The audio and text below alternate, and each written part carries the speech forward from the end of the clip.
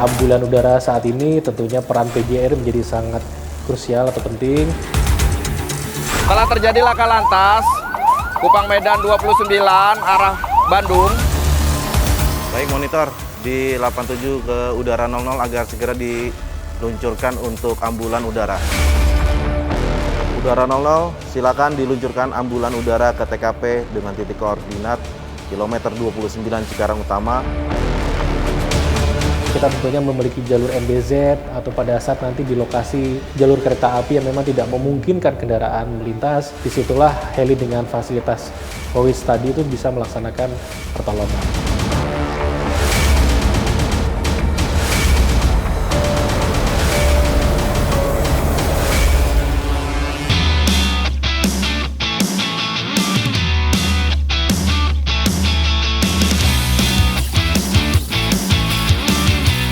Hai Sobat Police Vehicles, saat ini kami berada di Command Center PJR Tol Jakarta Cikampek KM29. Menjelang libur Natal dan Tahun Baru, Korlantas Polri siap menjaga kelancaran lalu lintas di seluruh Indonesia melalui Operasi Lilin 2024. Untuk memastikan keamanan, Korlantas bekerja sama dengan berbagai pihak untuk menggelar simulasi evakuasi korban kecelakaan dengan menggunakan ambulans udara. Kesiapan tim Korlantas dimulai sejak pagi. Briefing dilakukan dengan teliti untuk memastikan seluruh anggota siap menghadapi berbagai situasi di lapangan.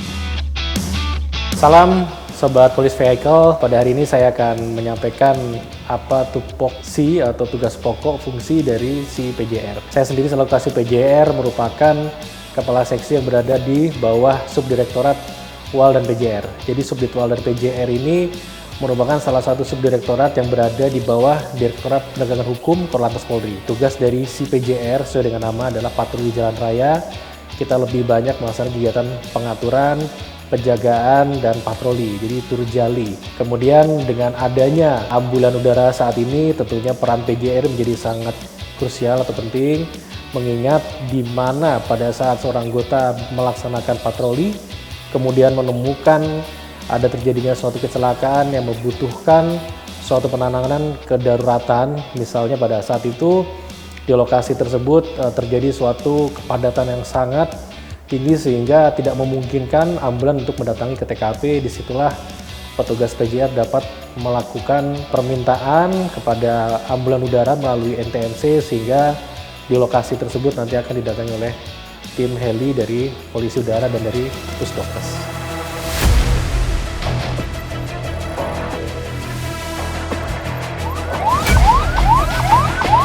NTMC 95 Ambon. 95 Ambon masuk Taruna. Telah terjadi laka lantas Kupang Medan 29 arah Bandung. Mengingat ambulan darat tidak bisa menembus kepadatan lalin, mohon bantuan segera dirapatkan ambulan udara ke TKP 29 arah Bandung. Demikian. Untuk korban berjumlah 3 orang, segera harus dievakuasi ke rumah sakit. Apa nama teh? Baik, monitor di 87 ke udara 00 agar segera diluncurkan untuk ambulan udara.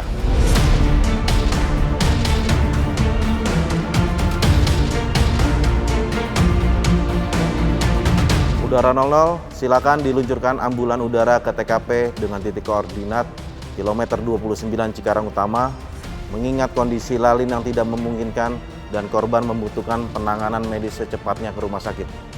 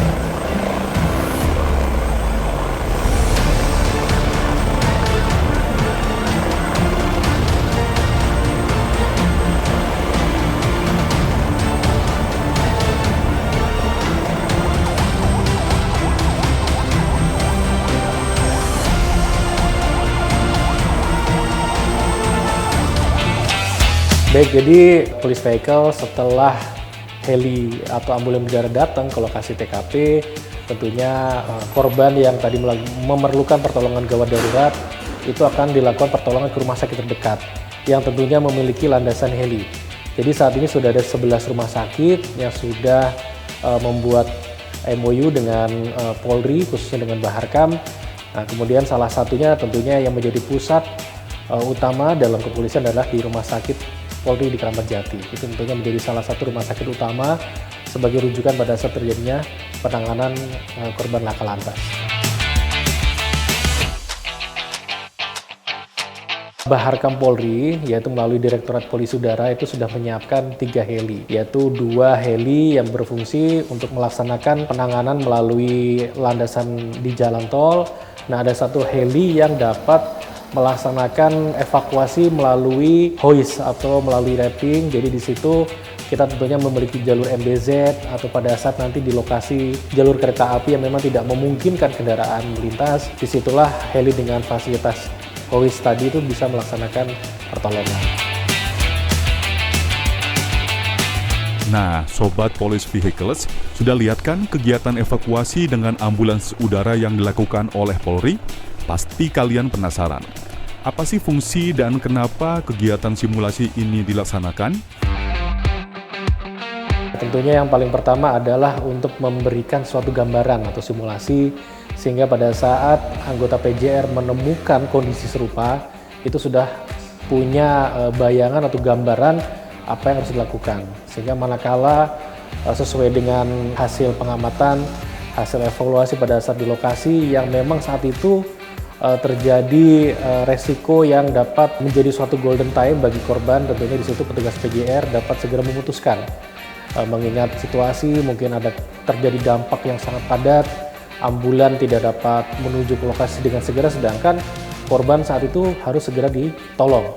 Nah, di situ petugas PJR dapat langsung meminta bantuan. Sobat Police Vehicles, sudah lihat kan dedikasi dan loyalitas yang ditunjukkan oleh kepolisian beserta seluruh stakeholder yang terlibat demi mengamankan dan memastikan keselamatan seluruh masyarakat. Tidak hanya itu, kalian juga perlu tahu apa itu Command Center Korlantas Polri yang berfungsi sebagai pusat kendali untuk memitigasi segala bentuk gangguan yang terjadi di jalan raya.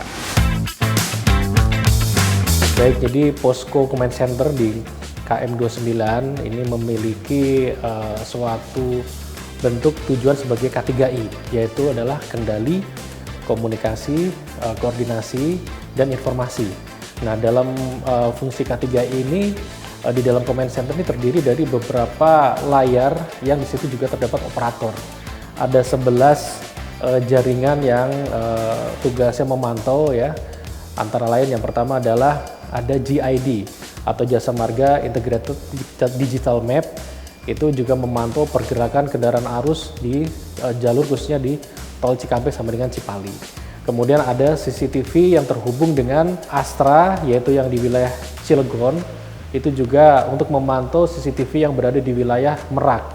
Sehingga pada saat terjadi kepadatan, terjadi suasana atau situasi kontingensi, pada saat pelabuhan tidak dapat dioperasikan, di sini polisi dapat mengambil langkah-langkah untuk membuka suatu delaying system, kemudian menempatkan kendaraan-kendaraan di daerah buffer zone. Nah, salah satunya seperti itu, dan itu membutuhkan pengandalian dari Command Center. Dan kemudian kita juga sudah memonitoring beberapa aplikasi yang menjadi unggulan di Korlantas, antara lain ada Silancar untuk memonitor pergerakan seluruh kendaraan-kendaraan patroli.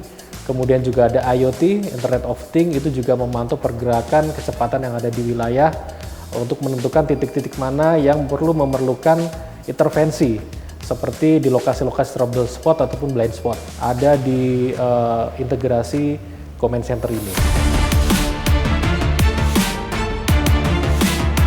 Kepada seluruh masyarakat, khususnya kepada Sobat Police Vehicle, saya selaku kasih PJR tentunya memberikan himbauan. Yang pertama yang harus disiapkan pada saat masa liburan adalah fisiknya dulu.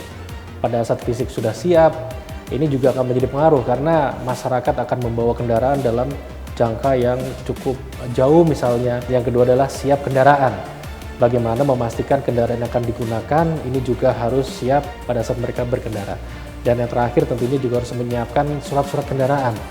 Karena pada saat terjadi sesuatu ini juga menjadi bagian krusial, karena dengan surat-surat ini tentunya dapat mempermudah pada saat kita akan melakukan penanganan kedaruratan yang ada di jalan.